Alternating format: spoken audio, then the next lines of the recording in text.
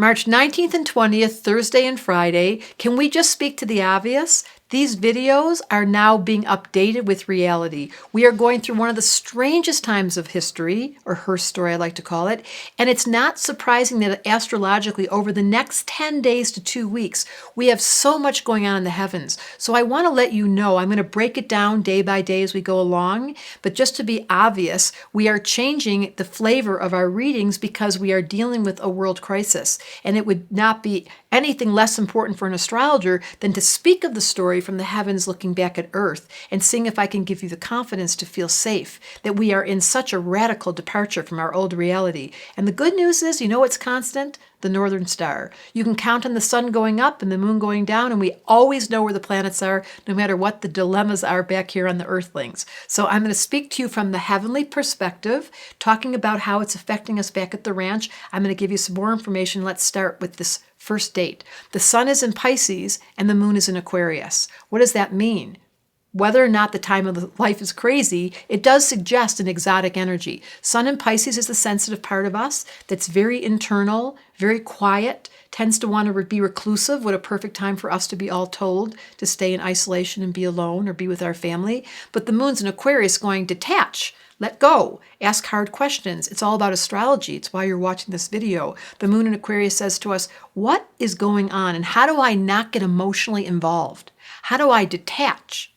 We are at the equinox on the 19th where it's equal, light and dark. So we're standing right in the middle where Moon in Aquarius loves us to detach and be aware that when you can neutralize, this is Moon in Aquarius, when you can neutralize and not take things personally and be really detached, it gives a credible sense of freedom because you're not being reactive. And that's what these few days are asking us, especially during this magical equinox, which in times of pagan times, we would stop time and we'd all get together. And we would talk about this changing of the seasons, and we'd give ourselves a chance to pray and get on our knees.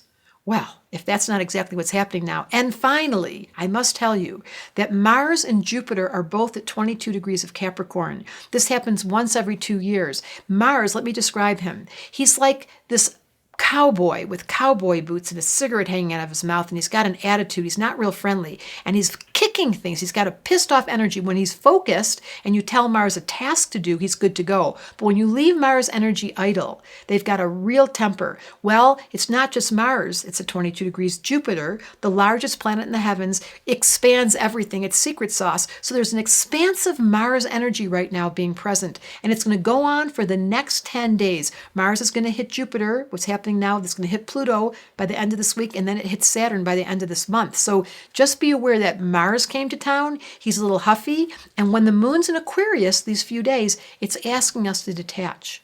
Don't get so caught in the storyline. We have a couple days before the moon goes into Pisces down the street to just let ourselves be calm by realizing, one, we're all in this together, and two, the emotional body doesn't help. At times, it's really important to know where the off button is. So, my words of wisdom, let yourself just take a deep breath. The moon's in an air sign and say, oh, well, life is being a little bit quirky right now. That's a funny way to put it. And our job is just to pause and be calm. Astrology Answers wanted me to tell you, equinox is here, moon is in Aquarius, and we are in a very critical time in life when we really need faith. That's what astrology is for. That's why I'm here. If you like this video, then be sure to join the waiting list for my online school, Applied Astrology. That's where you get to discover the basics of how to read your birth chart, how to give readings to others, your true purpose in this lifetime, and a clear roadmap to follow your path right to falling in love with you. Click the link in the description to join the waitlist, and I'll let you know first when the registration opens.